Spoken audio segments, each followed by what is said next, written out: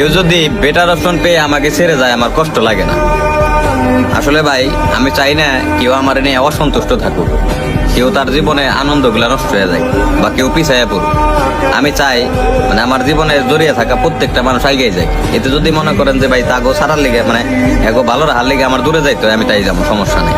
মানে আর এরাও যদি মনে করেন যে মানে যদি কখনো মনে করে যে ও থাকতে ও আছে বিদায় আমাদের লাইফে এত সমস্যা, তাহলে তারা দূরে থাকুক। কারণ আমি ভাই কোনোদিনই মানুষের খারাপ চাই না। আমি চাই প্রত্যেকটা মানুষ ভাই এগিয়ে যাক, মন খুলে বাঁচুক। মানে মানে মানুষগুলা যখন আপনি অনেক ভালোবাসবেন কেউ, অনেক ভালোবাসার পর যখন ওই জিনিসগুলা না বুঝবো, তখন আপনার এইসব কথা কওয়া ছাড়া আর কোনো উপায় থাকবো না। তখন আপনি নির্দ্বিধায় মানে জোর অধিকার খাটান বাদ দিয়ে আপনি ওরা মুক্ত করে দিবেন।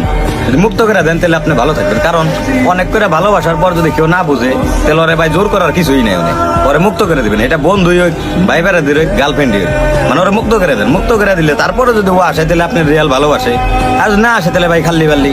এটা নিয়ে ভাই মন খারাপ করে কি হইব? ও যে এক কথাই শেষ যে আমি ওকে ভালো লিগা ওকে ছাইড়া দিলাম, বা আমি ওকে লাইফে আছি বিলাই ওকে প্রবলেম।